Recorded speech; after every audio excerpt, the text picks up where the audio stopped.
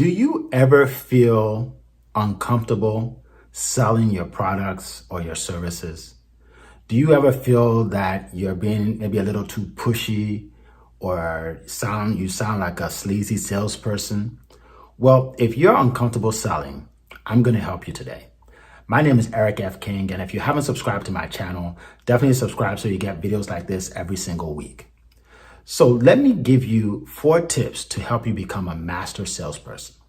I've been selling for many, many years, and my first job, actually, right out of college, I went to Temple University in Philadelphia, and my first job was with Xerox, and I actually sold copiers.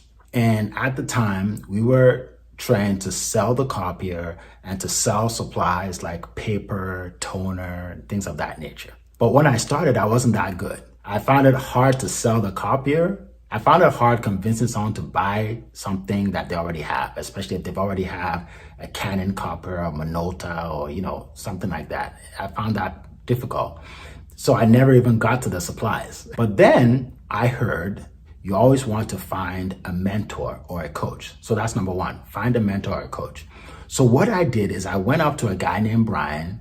He was the number 1 salesperson in the whole region. And he was number 1. He made the most money. Everybody looked up to him. So I went up to him and I asked him if I could shadow him for a day, which basically means if I could just follow him around and learn what he does. And he said, sure. So I followed him around. So I had my notebook and I had a pen and I was ready to write down all the tips. There are certain words he says or certain phrases, that he'll say that I'm gonna write down. So what happened is we started going to these businesses. Some of them were new, some of them are old clients. But what I quickly found out was when we got there, he did not talk about copiers. Believe it or not. He was just making friends. He was making friends with people. He would walk in and he would talk about maybe the picture you have on your desk and say, well, is that your dog? And then they say, oh, I have a dog too. What kind of dog do you have? And they just start chatting. He would talk about his weekend. How was your weekend? And they would just go back and forth. He was just making friends. I had nothing to write down. And then, so he would do this for about maybe 15 minutes, like almost 20 minutes sometimes, just getting to know them. And then at some point, he would ask them about their current copier and start off with something like, what do you like about it?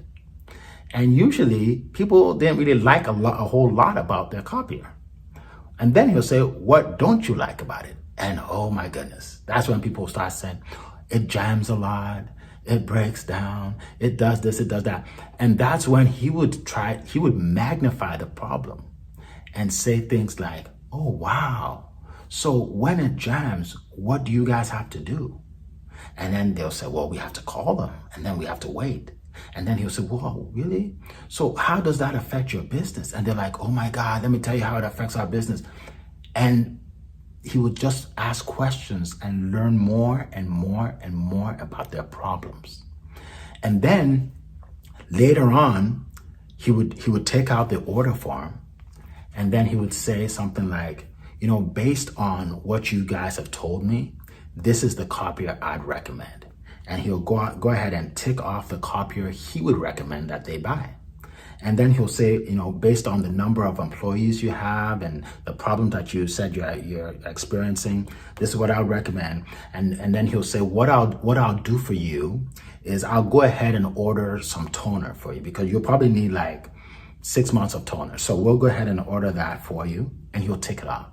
And then he'll say something like, and you don't want to ever be without paper, right? So what we'll do is we'll go ahead and order you some paper. We'll do about 6 months worth of that too. And he's ticking off all these different items. And at the end, he just passes it over to the guy or the lady that he's been chatting with for like half an hour and say, yeah, now just sign there and we'll have it delivered within a couple weeks. And I'm thinking, oh my God. Look how easy he made it. And I learned my first lesson that I learned from him is in sales, you want to build rapport. You don't want it to be a transaction. You don't want it to be a transformation. instead of them thinking about you being a salesperson, they're thinking about you being a friend that's trying to help them out and transform their life or their business in some way. Wow. I would have never learned that in a textbook. But I learned that day from Brian. And I also learned that you have to have a mentor, someone that's been there before that can teach you the way. Or you can spend years being very, unsuccessful at selling or even just making any money in your business. Number 2, you want to read biographies. Or you can even watch videos now, but read biographies of successful salespeople. And when I say successful salespeople, I'm talking about like business people that are very successful. If you think about people like Bill Gates or Steve Jobs, we think about them as CEOs or, captain of industries. But what they really are great salespeople. They are master salespeople, right? So I've read probably over 200 biographies of successful people. And, I talk about them a lot in my videos. And the great thing about reading biographies is you get to find out all the problems they had and how they overcame the problems. So when you have people maybe in your family or your friends telling you that, you should just go back to the job, or why are you wasting time with this business? It's not working out. None of that negativity bothers you because you know of people who have gone through harder situations, have gone through bigger problems, and they still ended up successful. So that's one of the reasons why I read a lot of biographies, okay? And you can watch videos, whatever it is, but you want to consume that information. I'll give you an example. So I read about a guy by the name of Comrade Hilton, okay? He created Hilton Hotels. And I read that at one point, his company was doing so badly, he almost had to close shop. They weren't doing well. He went bankrupt. So he went to his friends and his family and basically was begging them to borrow him some money. He can try again and see if they'll work. So they borrowed him money. He had put this money together, tried it again, and it flopped again, bankrupt again. But he didn't give up. He tried again, and it worked. And the company grew and grew and grew and grew. And now we know Hilton to be a multi-billion-dollar corporation. So when I heard that, I'm like, oh my goodness, I can go bankrupt 2 or 3 times and I'm good, right? So that didn't bother me. I never actually went bankrupt, but knew that even if I did, I could still be successful because of the biographies I read, okay? Number 3, you have to sell yourself on your product, your service, and your business. You have to be sold out.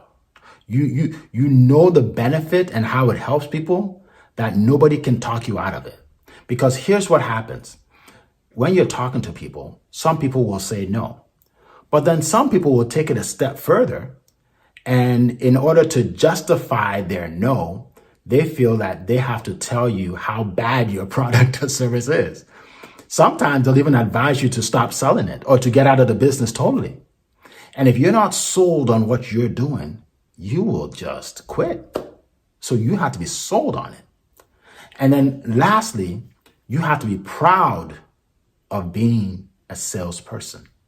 Yes, you have to say in your head, I am a salesperson. This is what I sell. Because sales is service. A lot of people think sales is the used car salesman that sells you a car that's going to break down in a couple of days, or a car that you don't need. That's not sales at all. That's not sales. People like that shouldn't even be in the industry. Sales is when you find out about your customers' needs, wants, and desires. You know what their pains are. You know what their problems are.